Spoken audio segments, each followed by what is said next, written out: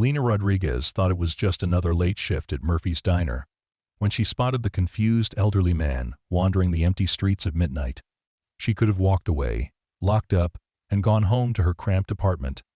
Instead, she offered him water, charged his dying phone, and made sure he got safely into a taxi. What she didn't know was that this stranger had been quietly observing her neighborhood for weeks, making decisions that would affect hundreds of lives. She didn't know he owned a billion-dollar development empire, or that he'd been planning to demolish everything she held dear. But most importantly, she had no idea that her simple act of kindness was about to transform not just her own life, but the entire soul of her community. Before we carry on, please hit the subscribe button to make my day, and let me know where you are watching from in the comments. The fluorescent lights of Murphy's Diner cast their familiar harsh glow across the worn linoleum floor as Lena Rodriguez wiped down the last booth of her double shift. The clock above the coffee machine read 11:47 p.m., and the October rain drummed steadily against the large windows that faced Maple Street. Each drop seemed to tell a story of the changing neighborhood, of families who had lived here for generations, watching nervously as property values crept upward, and long-time businesses shuttered their doors for the final burr. Time. She'd been working at the diner for 3 years now, ever since she'd moved to Riverside Heights with nothing but a suitcase, $200 in cash, and determination to make something of herself in a city that could be brutally indifferent to dreamers, without connections or family money. At 26, Lena had learned to find beauty in the mundane rhythm of diner life, in the way morning sunlight slanted through the windows during the breakfast rush, in the satisfied sighs of customers tasting Maria's homemade pie for the first time, in the gentle banter that flowed between regulars who had been coming here for decades. The early morning regulars who ordered the same breakfast every day had become as predictable and comforting as sunrise itself. There was Harold, the retired postal worker who arrived at exactly 6:03 a.m. for black coffee and wheat toast, always sitting in the third booth from the door where he could watch the neighborhood wake up. The construction workers who joked with her during lunch rushes brought stories from job sites across the city, painting a picture of a metropolis in constant transformation.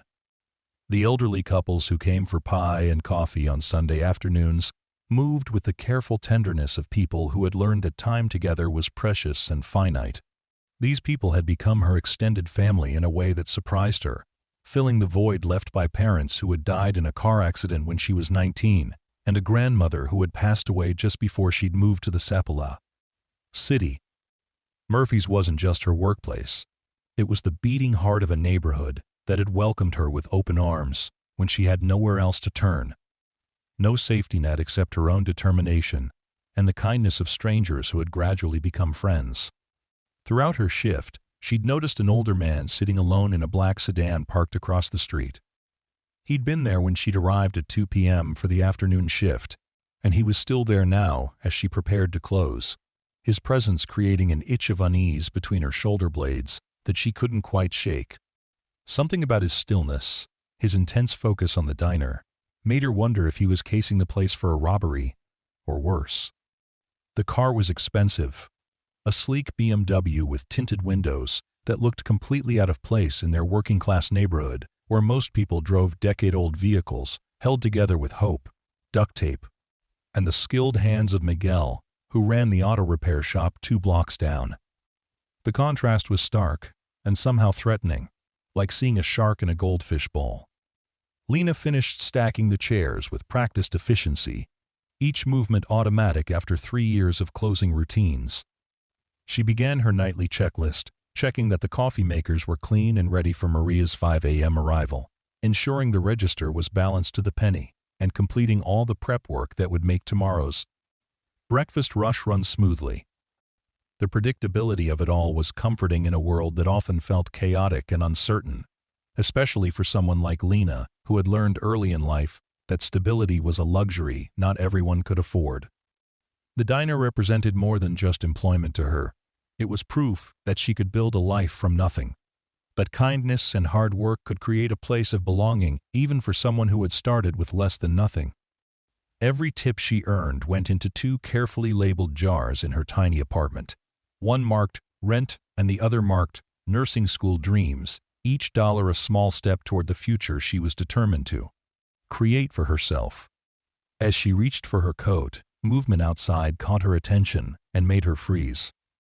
The man from the sedan was now standing on the sidewalk, looking around with obvious confusion and growing agitation. He appeared to be in his 70s, well-dressed in an expensive-looking overcoat that probably cost more than she made in 3 months. But something about his posture suggested he was lost or disoriented in a way that went beyond simple geographic confusion. In the harsh glare of the streetlight, she could see that his usually perfectly styled gray hair was disheveled, sticking up in places as if he'd been running his hands through it repeatedly. He kept patting his coat pockets with increasing urgency, the kind of frantic searching that suggested he'd lost something important or couldn't remember where he'd put something crucial. His movements had the jerky quality of someone fighting panic, and despite her wariness about his presence, Lena felt her heart go out to him. She hesitated for a moment, her hand on the light switch, remembering all the warnings she'd heard about helping strangers late at night in the city. Her grandmother's voice echoed in her memory, not just the gentle reminders about kindness, but also the harder-earned wisdom about staying safe in a world that could be dangerous for young women alone.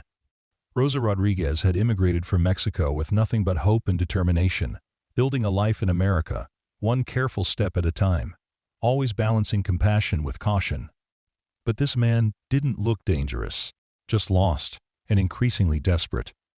There was something in his bearing, even in his distress, that spoke of dignity and refinement rather than threat.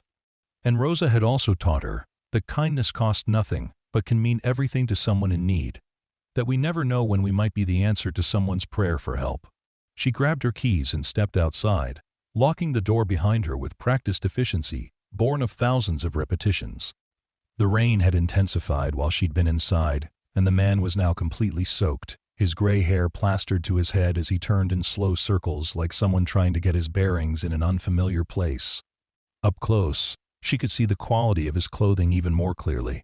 The expensive watch on his wrist that gleamed even in the dim streetlight, the leather shoes that were definitely handmade and probably cost more than her monthly rent. But none of his obvious wealth mattered when she saw the genuine confusion and vulnerability in his weathered face. The way his hand shook slightly as he continued searching through his pockets with the desperate hope of finding something that might orient him. This was someone's grandfather, someone's father, and he was lost and alone on a rainy night in a neighborhood he didn't know. "Excuse me, sir, are you all right?" Lena called out as she approached him, raising her voice over the sound of the rain that was now coming down in sheets, creating rivulets that ran along the gutters and pooled at the storm drains. The man looked up, startled, and she could see relief flood his features like sunrise breaking through storm clouds. "Oh, thank goodness. I seem to be completely turned around, and I'm afraid I'm not handling it as well as I should. My phone died somewhere between here and my last appointment, and I can't remember which direction I came from. I was supposed to meet someone, but I think I took a wrong turn somewhere and ended up completely lost." His voice carried the refined cadence of education and privilege, the kind of smooth confidence that came from decades of boardroom meetings and high-stakes negotiations where his word could move millions of dollars and affect thousands of lives. But there was also a tremor of embarrassment that made Lena's heart go out to him, the same vulnerability she'd seen on the faces of her elderly customers when they couldn't remember something or needed help with technology. They didn't understand. "You're getting absolutely soaked out here," she said, already fishing in her purse for her keys with practiced efficiency. "Why don't you come inside where it's dry? I can let you use our landline, or maybe charge your cell phone so you can call someone to pick you up. This isn't the kind of night to be wandering around lost." The man's eyes widened with surprise and gratitude, as if he couldn't quite believe that a stranger would offer such kindness without expecting anything in return, or without first assessing whether he could afford to pay for the service. "Are you sure? I don't want to impose, especially this late. I can see you are closing up for the night, and I'm sure you want to get home to your family." "It's no trouble at all," Lena assured him, already unlocking the diner door and flicking on the lights with movements that had become second nature. "Come on in before you catch pneumonia. This weather is absolutely awful tonight, and it's only supposed to get worse."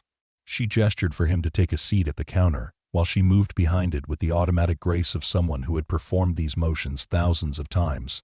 Each step a small dance of hospitality that she'd perfected over years of caring for customers. Even though her shift had officially ended nearly an hour ago, the familiar rituals of service came naturally to her, as instinctive as breathing. This was what Murphy's was about, what their whole neighborhood was about, looking out for each other, especially those who needed help. It was the kind of place where neighbors still knew each other's names and kept spare keys for elderly residents who sometimes locked themselves out, where children could walk to school safely because there were always friendly eyes watching from windows and stoops, where small businesses survived because they were supported by people who understood that community was something you had to actively build and protect. "I'm Lena," she said as she worked, starting the coffee maker and pulling a clean ceramic mug from the rack above the sink, the familiar motions helping to calm both of them. "Robert," he replied, settling gratefully onto one of the red vinyl stools and running his hands through his wet hair in an attempt to restore some order to his appearance. "Robert Sterling. And I cannot thank you enough for this kindness." Most people would have just walked past a confused old man standing in the rain, and they probably would have been smart to do so. Lena shrugged as she plugged his phone into the charger behind the counter, the gesture so natural that it was clear she'd done this for other customers before. Part of the unspoken code of diner hospitality that extended far beyond taking orders and serving food. My grandmother always said that we're all just walking each other home. Sometimes we need a little help along the way, and sometimes we're the ones doing the helping. It all evens out in the end if you let it. As Robert's phone came back to life with a series of beeps and notification chimes, Lena found herself studying his face in the warm light of the diner. There was something familiar about him, though she couldn't place where she might have seen him before. His features were distinguished, with laugh lines around intelligent blue eyes that suggested a life well lived and stories worth telling. Despite his obvious wealth, there was a loneliness about him that reminded her of some of her regular customers who came to the diner as much for conversation and human connection as for food. "You work long hours here," Robert observed, nodding toward the schedule posted near the register that showed Lena pulling double shifts 3 days a week and working 6 days out of 7, a pace that would exhaust someone half her age.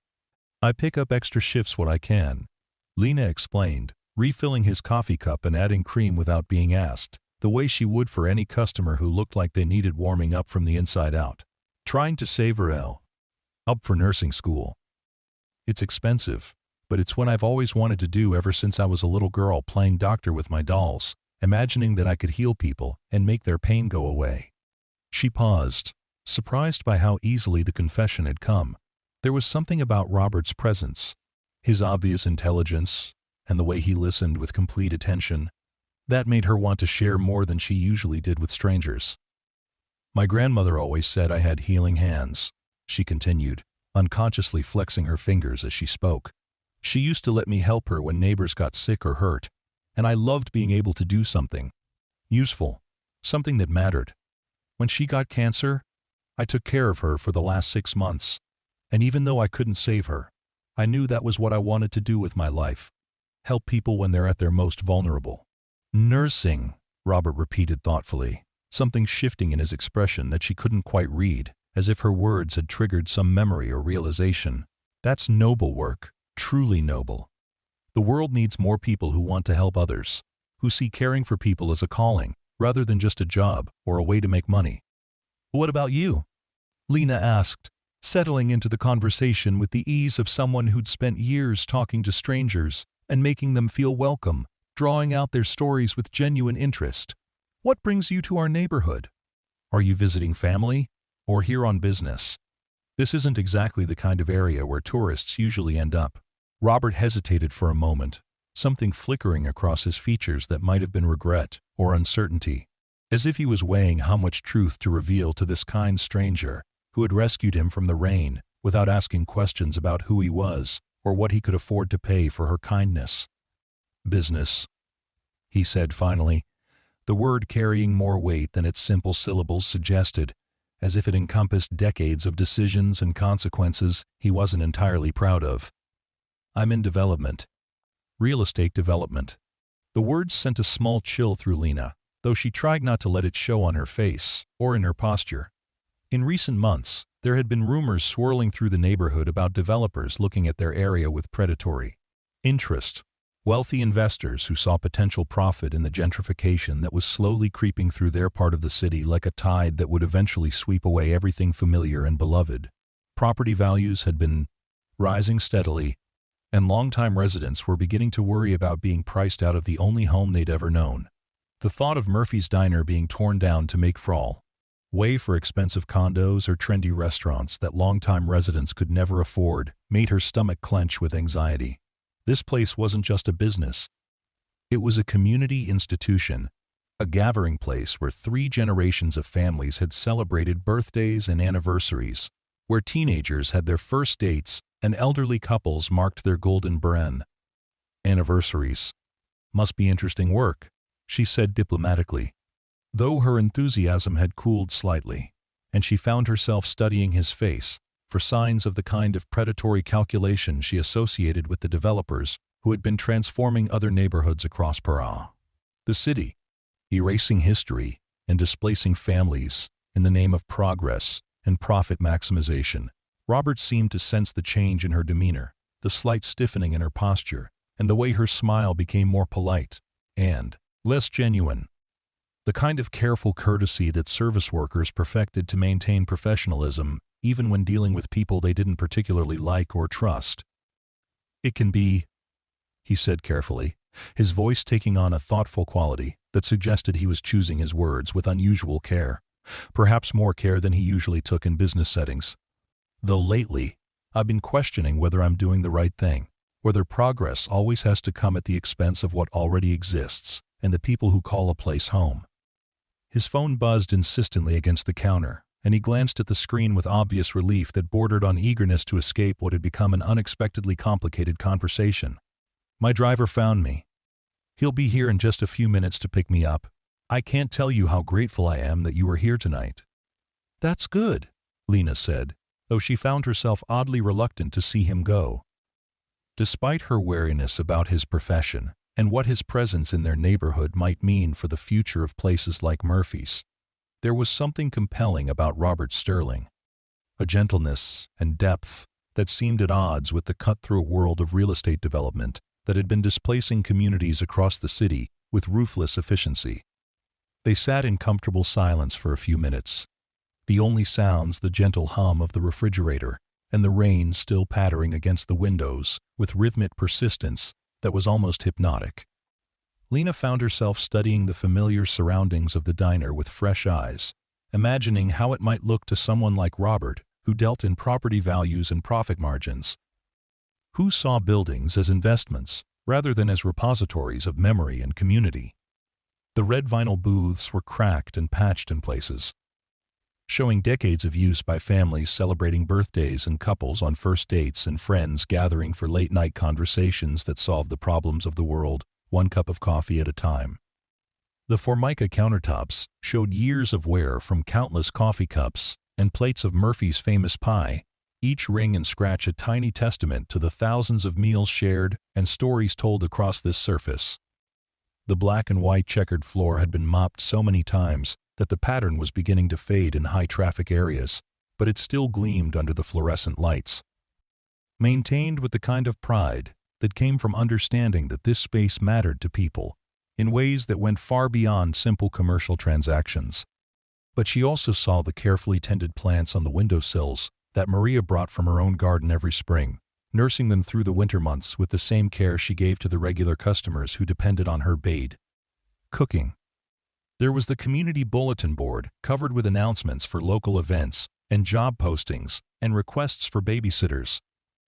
A constantly changing tapestry of neighborhood life that connected people across the boundaries of age and ethnicity and economic status. The photos on the walls showed decades of neighborhood celebrations and milestones, from Little League championships to high school graduations to golden wedding anniversaries. All of them marked and celebrated in this humble space that had somehow become central to hundreds of personal histories. This place was loved, lived in, essential to the fabric of their community in ways that couldn't be measured in dollars and cents or reduced to simple calculations of highest and best use. "Can I ask you something?" Robert said suddenly, breaking the silence with a question that seemed to carry unexpected weight, as if he was about to voice something that had been troubling him for longer than just tonight. "Sure. Why did you help me tonight? A stranger, in the rain, when you could have just gone home to your warm apartment and left me to figure things out on my own? You don't know anything about me, whether I'm a good person, whether I deserve help." Lena considered the question seriously, recognizing that he was asking about something deeper than simple politeness or basic human decency, that he was trying to understand something fundamental about how people chose to treat each other in a world that often seemed to reward selfishness and indifference. "I guess because that's what neighbors do. And in a neighborhood like this, we're all neighbors, even if we've just met for the first time." She paused, thinking about how to explain something that felt as natural to her as breathing, but that apparently seemed remarkable to him. "When my grandmother first came here from Mexico, she was 16 years old and completely alone in a huge, scary city. She didn't speak the language, didn't have any money or connections, didn't know where she was going to sleep or how she was going to eat. But people helped her anyway. Strangers who had no reason to care about her except that she needed help, and they were in a position to give it." Robert nodded slowly, as if her answer confirmed something he'd been thinking about, or helped clarify a question that had been troubling him for longer than just this evening. "You said your grandmother taught you that we're all just walking each other home." "She did. She used to say that life is like a journey through unfamiliar territory, and sometimes we know the way and sometimes we don't, but we're all trying to get to the same place in the end." The people who helped her when she was, quote, young and lost, they weren't doing it because they expected anything in return. They were doing it because they understood that we're all in this together, that helping someone else is really just helping yourself in a way that might not be obvious right away. Lena found herself thinking about all the ways her grandmother's wisdom had shaped her understanding of the world, the countless small lessons about kindness and community that had been woven into everyday conversations and interactions. She always said that kindness creates more kindness, that it ripples outward in ways we can't always see or measure, like dropping a stone into still water and watching the circles spread out farther and farther until they reach shores you never knew existed. She sounds like a wise woman who understood something important about how the world really works, something that a lot of people spend their whole lives without learning. She died 2 years ago, but I still hear her voice all the time, especially when I'm trying to decide what kind of person I want to be in any given moment.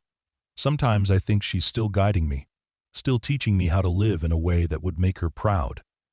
Outside, a black car pulled up to the curb, its headlights cutting through the rain like knives through silk, creating stark shadows that danced across the wet pavement.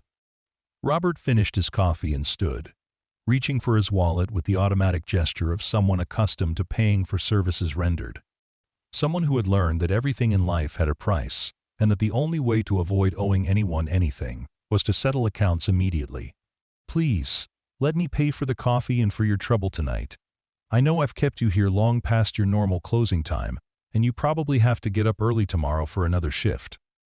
Lena waved him off with a smile that was once again genuine and warm, the kind of smile that had made her a favorite among the diner's regular customers who appreciated her ability to make everyone feel welcome and cared for. "Don't even think about it. It was just coffee between neighbors. Nothing more complicated than that." Robert studied her face for a long moment, something shifting in his expression that she couldn't quite read, as if he was seeing her clearly for the first time, or coming to some kind of important decision that would have consequences neither of them could predict. "Just coffee between neighbors," he repeated softly, the words seeming to carry more meaning than their surface simplicity suggested, as if they had unlocked something in his understanding that had been closed before tonight. "Yes, I suppose that's exactly what it was." He paused at the door, his hand on the handle, turning back to face her with an intensity that made her wonder what was really going through his mind, what calculations or revelations were taking place behind those intelligent blue eyes.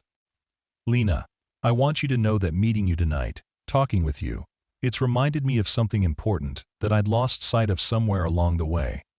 Thank you for that gift." and for showing me what it means to be a good neighbor." "I'm glad I could help," she said simply, meaning it more than he could possibly know, touched by the obvious sincerity in his voice and the way their conversation had seemed to affect him so deeply. After Robert left, Lena finished closing the diner and walked the 6 blocks to her small apartment, her mind replaying the evening's unexpected encounter with growing fascination and a sense that something significant had happened, though she couldn't quite articulate what it was or why it felt so important. There had been something profound about their conversation, a quality of connection that went beyond the usual pleasantries exchanged between strangers, as if they had recognized something essential in each other despite coming from completely different worlds.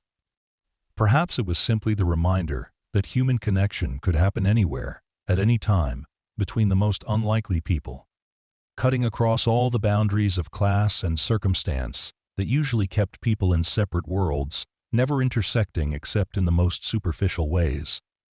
Or perhaps it was the recognition that everyone, no matter how successful or privileged they appeared, carried their own burdens and uncertainties, their own need for kindness and understanding. Her apartment was a studio on the 3rd floor of a converted Victorian house, furnished with second-hand finds and hand-me-downs that she'd somehow managed to arrange into something that felt like home. The space was tiny but carefully organized, every inch serving multiple purposes, every possession chosen for both function and the small measure of beauty it brought to her daily life. The rent was reasonable by city standards, though it still took most of her paycheck each month, leaving little room for luxuries or the savings account she was slowly building for nursing school $1 at a time. The walls were decorated with photos of her grandmother and a few prints she'd found at garage sales. Nothing expensive, but chosen with care to create an atmosphere of warmth and hope. As she prepared for bed, Lena found herself thinking about Robert's question, about why she'd helped him, a question that had seemed to matter to him in a way that went beyond casual curiosity. The answer had come so naturally that she hadn't really examined it, but now she wondered if there was something deeper to it, some fundamental belief about how people should treat each other that had been shaped by watching her grandmother work 3 jobs to support their family, never complaining, always finding ways to help others even when she had so little herself. Rosa Rodriguez had cleaned office buildings at night, worked in a hotel laundry during the day, and spent her weekends caring for elderly neighbors who had no family nearby, somehow finding energy and compassion for everyone who needed help, despite her own exhaustion and the constant worry about making ends meet. She had lived her life as a testament to the belief that we are all connected, that what happens to one person ultimately affects everyone, that the only way to build a better world is to start with the person standing right in front of you. The next morning brought the familiar rush of breakfast customers, and the previous night's encounter began to fade into the background of daily routine. But over the following days, Lena found herself thinking about Robert Sterling more often than she'd expected, wondering about the sadness she glimpsed in his eyes and the searching quality in his voice when he talked about questioning whether he was doing the right thing with his life and work. There had been something almost desperate in the way he'd asked why she'd helped him, as if her answer might provide some crucial piece of information he needed to solve a puzzle that had been troubling him for longer than just one rainy night. She wondered what decisions he was facing, what moral crossroads had brought him to their neighborhood on a night when he seemed more lost than simply geographically confused. A week passed without incident, falling into the comfortable rhythm that made her life feel stable and purposeful. Lena worked her regular shifts, bantering with the regulars who had become like family to her, learning the preferences of new customers, absorbing the stories and conversations that flowed through the diner like a constant stream of human experience. Maria shared gossip from the morning shift about which neighbors were getting married or divorced or having babies, painting a picture of a community in constant flux, but somehow maintaining its essential character. Murphy himself stopped by to check on things and complain good-naturedly about the rising cost of coffee beans and fresh produce, part of his daily ritual of maintaining connection with the business he built from nothing over the course of 20 years. The neighborhood continued its gentle hum of daily life that felt as reliable as sunrise. Children walking to school under the watchful eyes of storekeepers and elderly residents, teenagers gathering after school at the quarter pizza place. Families navigating the challenges of urban life with the support of neighbors who actually knew their names. It was on a Thursday afternoon, during the lull between lunch and dinner, when the diner was nearly empty except for old Mr. Peterson reading his newspaper over his third cup of coffee, that everything changed in a way that would transform not just Lena's life, but the entire trajectory of their neighborhood's future. She was refilling sugar dispensers and thinking about whether she could afford to take a Saturday night off to study for her anatomy midterm when her phone rang, the display showing her landlord's number. Gary Rodriguez, no relation despite the shared surname, was a decent man who owned several properties in the neighborhood and had always been fair with his tenants, never raising rents arbitrarily and always responding quickly when something needed repair. He was the kind of landlord who understood that his tenants weren't just sources of income but neighbors, people whose stability and well-being contributed to the health of the entire community. "Hey, Gary," she answered, balancing the phone against her shoulder as she continued working, expecting a routine call about a rent reminder or maintenance issue. "Lena, hi. I hope you're sitting down because I have some news that's going to sound absolutely crazy, like something out of a movie or one of those feel-good stories you see on the news around Christmas." Something in his tone made her stop what she was doing and give him her full attention, a prickle of unease running down her spine as she recognized the mix of excitement and disbelief in his voice. "What kind of news?" "Well, I just got a call from a law firm downtown, one of those big expensive places with names that sound like they handle billion-dollar deals and represent people who buy companies the way normal people buy groceries. Apparently, someone has purchased the entire block where your building sits, all 6 properties, bought outright, cash deal that closed this morning without any of us even knowing it was happening." End quote. Lena's heart sank, the familiar dread of displacement washing over her like cold water. The same fear that had been creeping through the neighborhood as property values rose and longtime businesses were replaced by trendy establishments that catered to wealthier newcomers. This was it, the gentrification that everyone had been dreading, the moment when their little corner of affordability would be swept away by someone with enough money to treat an entire neighborhood like a real estate investment. "So, I need to start looking for a new place? How much time do I have before I need to move out? Please tell me it's at least 60 days, because I don't know where I'm going to find something I can afford in this market." "That's just it. You don't need to move anywhere. The new owner has specifically requested that all current tenants be allowed to stay at their current rent levels indefinitely. More than that, actually. According to the paperwork that's being delivered this afternoon, the rent for your apartment has been prepaid for the next 50 years. End quote. Lena nearly dropped the phone, her mind struggling to process what she'd just heard, the words so unexpected and impossible that they seemed to belong to someone else's life, someone else's fairy tale. "I'm sorry. What did you just say?" "You heard me right. 50 years of rent, paid in full. No strings attached except that you have to accept it. The only condition is that you agree to the arrangement. And the paperwork needs to be signed by the end of the week." The lawyer wouldn't tell me much about who's behind this. Just that their client was very specific about protecting the current community and ensuring that long-time residents wouldn't be displaced by development pressure. End quote. But that doesn't make any sense. Why would someone buy an entire block just to let everyone stay at Bella Market rent? What's the catch? There has to be a catch. That's what I asked, but the lawyer insisted there wasn't one. Said his client had very specific instructions about preserving the character of the neighborhood and, quote, making sure that gentrification didn't force out the people who had made it a community worth preserving. "I've been in this business for 20 years, and I'd never heard of anything like it." End quote. After hanging up, Lena sank onto one of the diner stools, staring at her reflection in the chrome surface of the coffee machine, while trying to process what she'd just learned. The face looking back at her seemed the same, but everything else in her world had suddenly shifted in a way that felt both miraculous and surreal.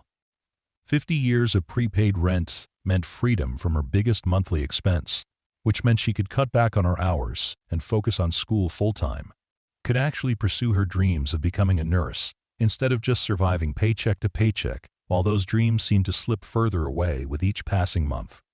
It meant security of a kind she'd never imagined possible. the kind of stability that would allow her to think beyond simple survival to questions of purpose and contribution. But who would do such a thing? And why her specifically, when she was just one tenant among dozens in the neighborhood? The questions swirled in her mind as she tried to make sense of what felt like a miracle wrapped in mystery, a gift so unexpected and generous that it seemed to belong to someone else's life. The answer came 3 days later when she was working the evening shift, the dinner crowd having thinned out to just a few regulars, nursing coffee and reading newspapers in the comfortable silence that descended on the diner during the transition between day and night.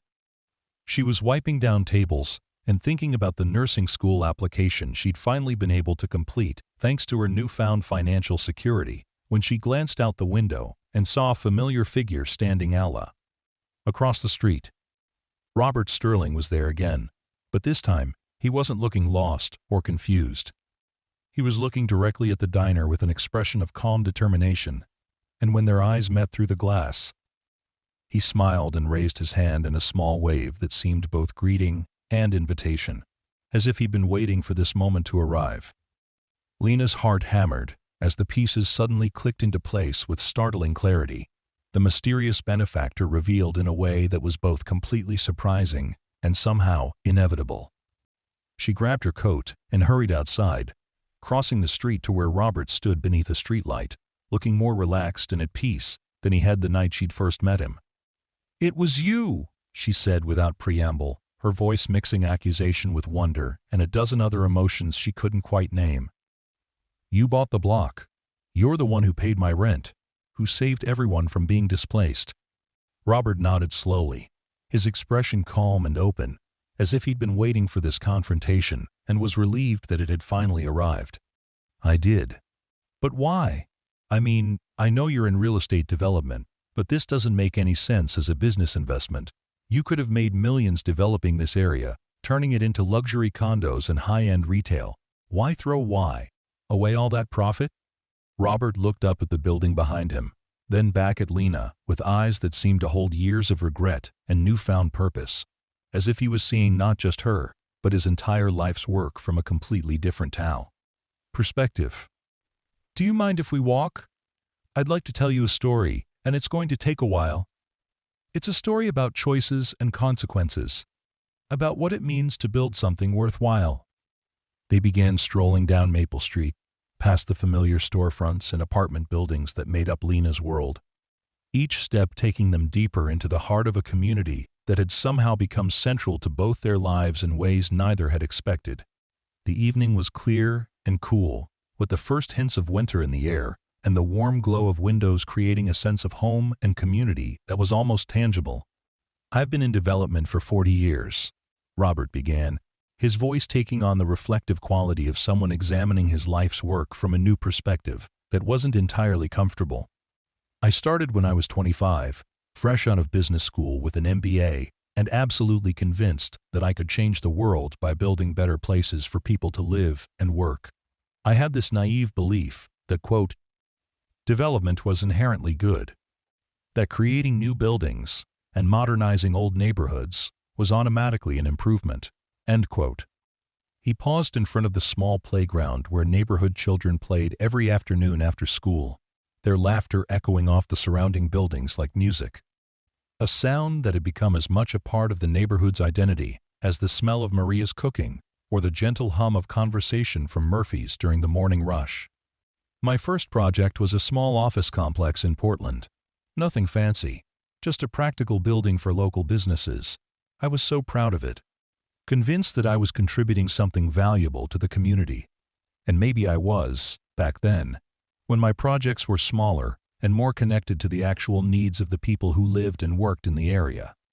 And they walked on, passing Mrs. Chen's laundromat where she'd worked for 30 years, building relationships with customers who trusted her, not just with their clothes, but with their stories, their children, their fears about the changes happening in their neighborhood.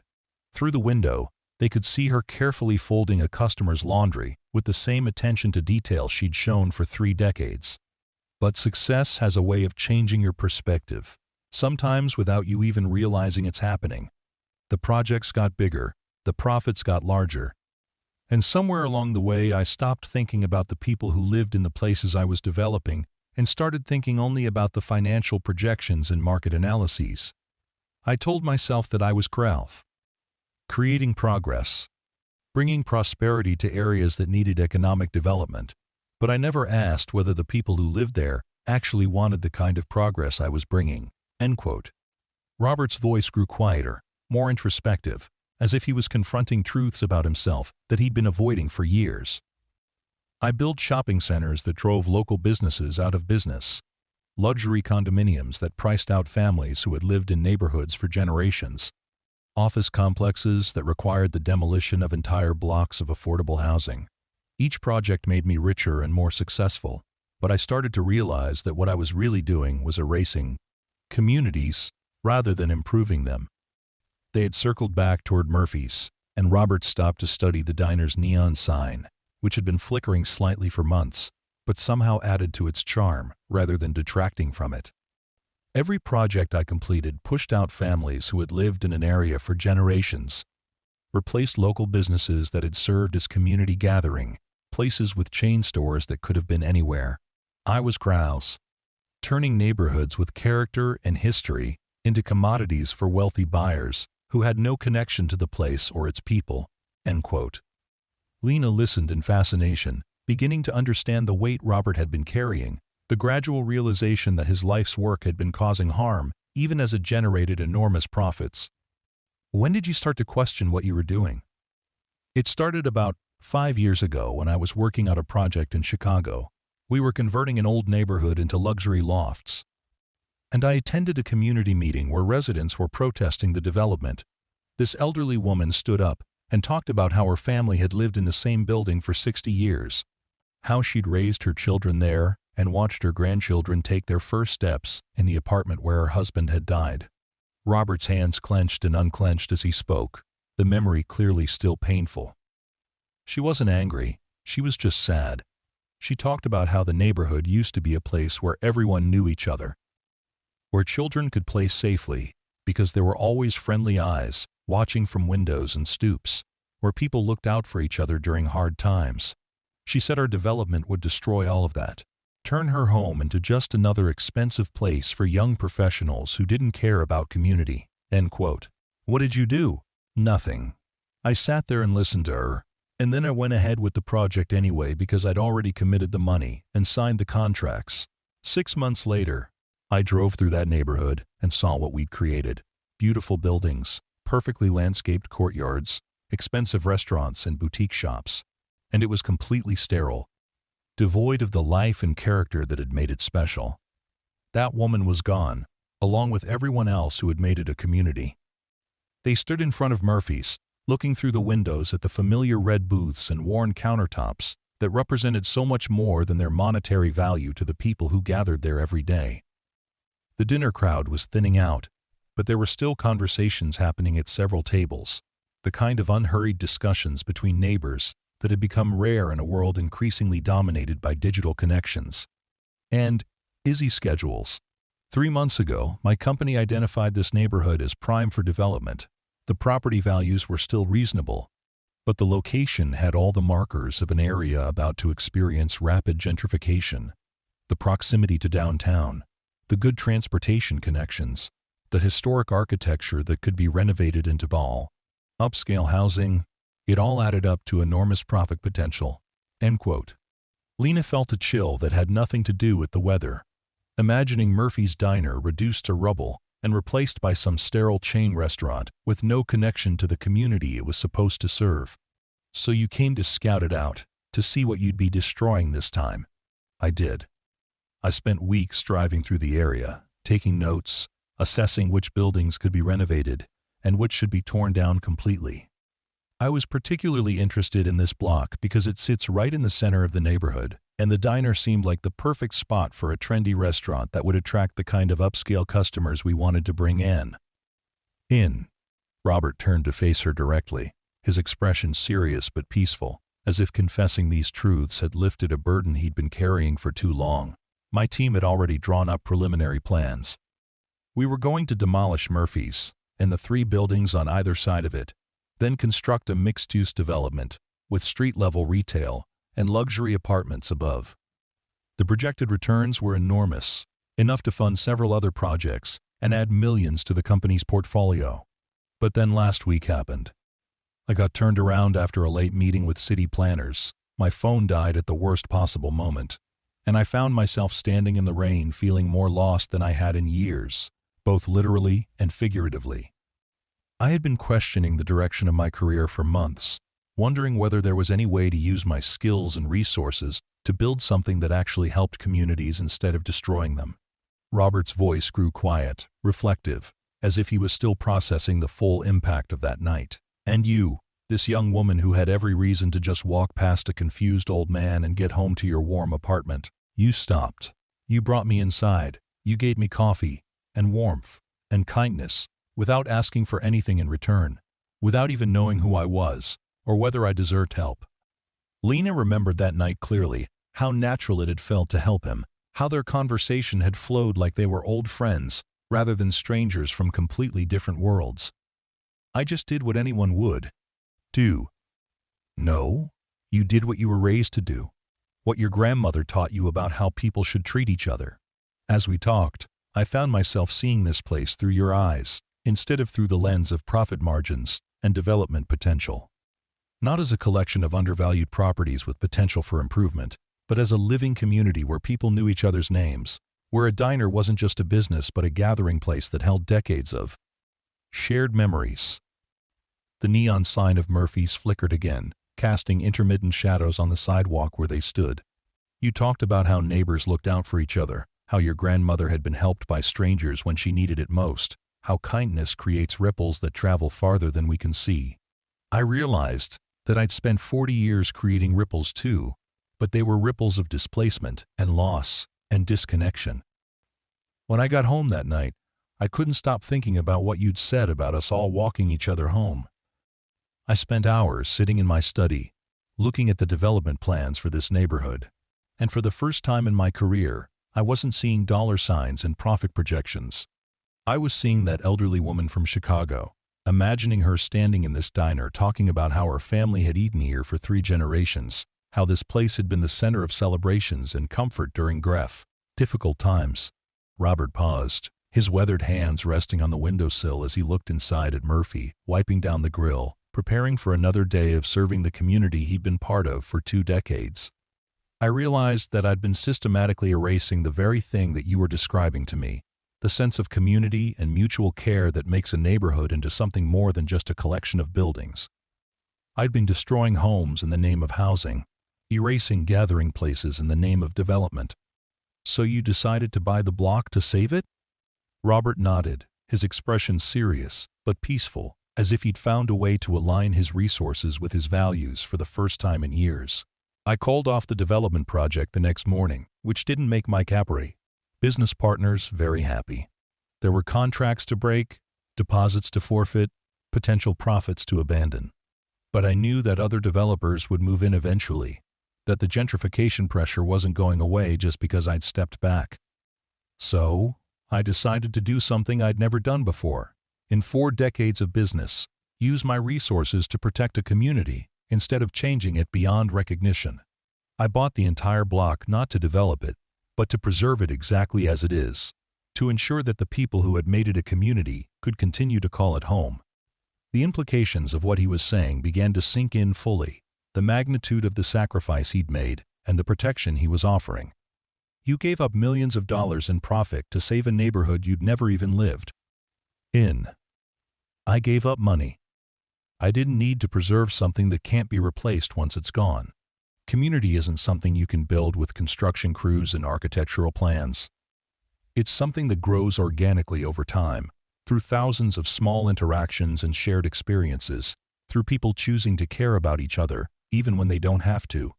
They stood in comfortable silence for a moment, watching the last of the dinner customers pay their bills and head home to families and apartments where they were known and valued. Part of a network of relationships that extended far beyond simple commercial transactions. The rent payments, making sure you and all the other tenants could stay, that was important to me for reasons that go beyond simple economics. Robert continued, housing security is the foundation of everything else. the thing that allows people to build lives and relationships and contribute to their communities. Without it, people are just surviving from month to month, unable to invest in anything beyond basic necessities. But what I did for you specifically, that was personal. Not because I think you need charity, or because I want you to feel obligated to me, but because you showed me something that night about the person I wanted to be, about the kind of impact I wanted to have in whatever years I have left. You reminded me that success isn't measured only in dollars accumulated, but in lives improved and communities strengthened. Lena felt tears building in her eyes, overwhelmed by the magnitude of what he was saying and the chain of events that had started with such a simple act of kindness on a rainy night. Robert, I don't know what to say. This is extraordinary, but it also feels like too much. I helped you for maybe an hour, and you've changed my entire life in return. It's not enough, he said firmly, his voice carrying the conviction of someone who had spent a lot of time thinking about this decision and its implications. You saved more than just me that night, Lena. You saved this entire neighborhood, though you'll never fully understand how close it came to disappearing forever. If I hadn't met you, if you hadn't shown me what community really looks like, Murphy's would be gone within a year, along with Mrs. Chen's laundromat and the corner market and all the affordable housing that makes it possible for working families to live here. The weight of that responsibility felt overwhelming. The idea that her simple kindness had somehow prevented the destruction of everything she held dear. What happens now? What do you do with the rest of your career? What happens now is that you go to nursing school without worrying about rent, or working yourself to exhaustion trying to pay for both school and basic living expenses. Now, Mrs. Chen keeps running her laundromat for as long as she wants, without fear of displacement. Now the families who have lived here for generations get to stay and watch their children grow up in the same neighborhood, where they found their own sense of home and belonging. Robert smiled, and for the first time since she'd met him, he looked completely at peace with himself and his choices, as if he'd finally found a way to use his wealth and influence in service of something larger than profit, maximization. As for me, I'm thinking about retirement from the development business. Maybe I'll become one of your regular customers at the diner. I hear you make excellent coffee, and I've discovered that I have a lot to learn about what makes a community worth preserving. Over the following months, the neighborhood slowly adjusted to its new reality. The knowledge that they were protected from displacement, creating a sense of security that allowed people to invest more deeply in their relationships and their shared spaces.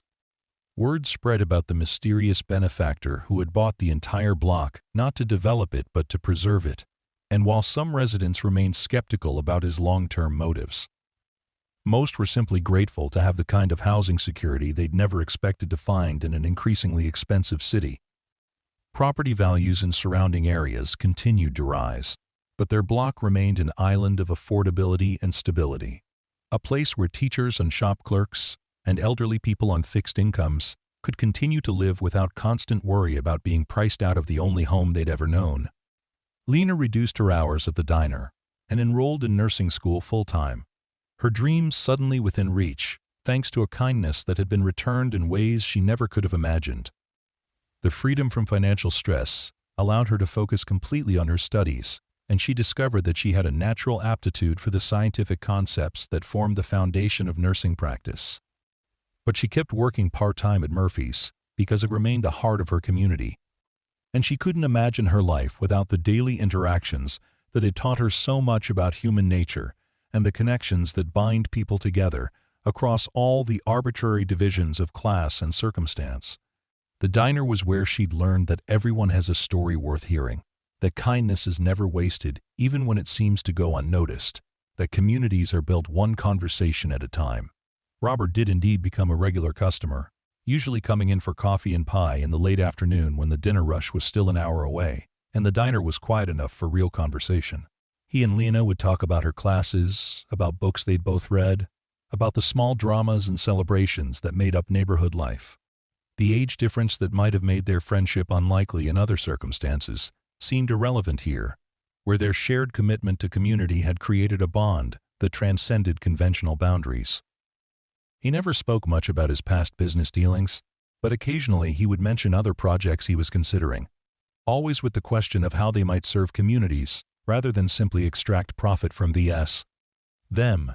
He had quietly established a foundation focused on preserving affordable housing in neighborhoods facing gentrification pressure, using his decades of development experience to help communities protect themselves from displacement. One afternoon in spring, as Lena was preparing to graduate from her nursing program with honors and had already accepted a position at the neighborhood health clinic, Robert arrived at the diner with a manila envelope and an expression that seemed both nervous and excited, like someone about to share news that would change everything. "I have something to show you," he said, sliding the envelope across the counter with the care of someone presenting a precious gift that had been months in the making. Inside were architectural plans, beautifully detailed drawings of a community health center that would occupy the empty lot at the end of their block. The plans showed examination rooms equipped with the latest medical technology, a pharmacy that would provide affordable medications to neighborhood residents, a small urgent care facility that would eliminate the need for expensive emergency room visits for minor injuries and illnesses. Most prominently featured was a staff break room with large windows overlooking a garden where patients could sit and recover in peaceful surroundings. A space designed specifically for the kind of holistic care that treated people as complete human beings rather than just collections of symptoms to be addressed and dismissed.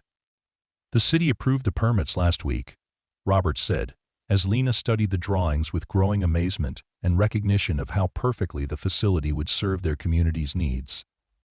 "The neighborhood needs accessible health care, and the clinic needs a head nurse who understands what community care really means, someone who sees patients as neighbors rather than just medical cases."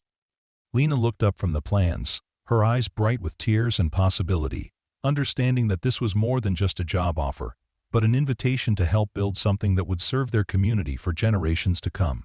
"Are you offering me a job, Mr. Sterling?" "I'm offering you a chance to build something that matters, in a place that you've already helped me understand is worth building for. Your grandmother was right about kindness creating ripples that travel farther than we can see.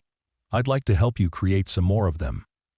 The clinic opened 18 months later, with Lena as head nurse and a staff that included doctors and nurses who shared her commitment to community-centered care. People who understood that healthcare was about more than just treating illness, but about caring for people within the context of their lives and relationships. The opening day brought hundreds of neighbors who toured the facility with pride and gratitude, understanding that they were witnessing something rare in modern America, a development project that had been designed to strengthen their community rather than replace it with something unrecognizable. Murphy's Diner catered the opening reception, with Maria cooking her famous breakfast burritos and Murphy himself serving coffee and beaming with pride at the positive attention their neighborhood was receiving.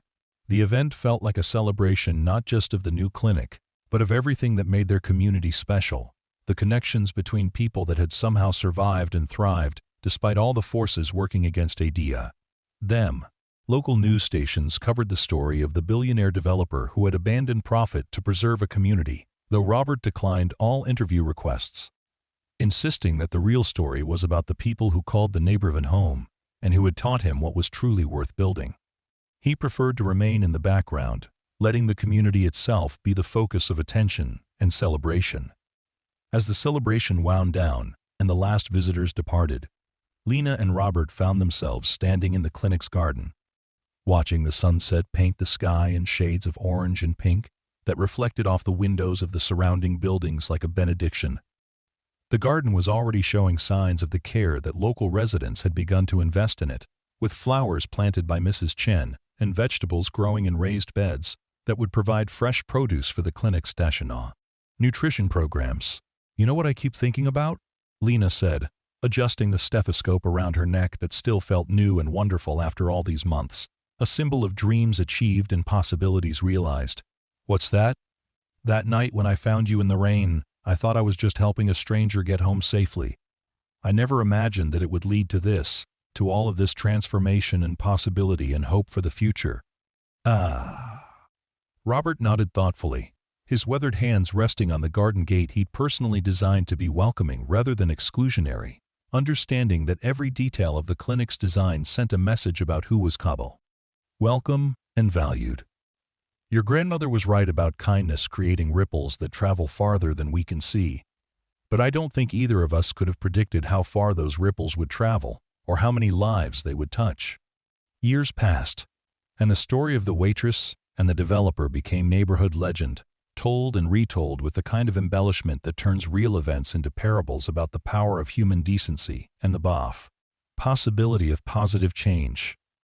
Children grew up hearing about the night when kindness changed everything, when a simple cup of coffee became the first step in saving their community from destruction and displacement. The clinic thrived, providing not just medical care but a model for how development could strengthen communities rather than displace them, proving that it was possible to build businesses that served people rather than simply extracting profit from them. Lena's approach to nursing, which emphasized treating patients as whole human beings with families and histories and dreams, influenced the training of new nurses who carried those values to other communities facing similar challenges. Murphy's Diner remained the neighborhood's gathering place, its neon sign a beacon of warmth and continuity in a rapidly changing world where authentic community had become increasingly rare and precious. The booth where Lena and Robert had first talked became something of a shrine, marked with a small plaque that read, "Where kindness changed everything." Though most customers who sat there had no idea of the significance of that seemingly ordinary spot.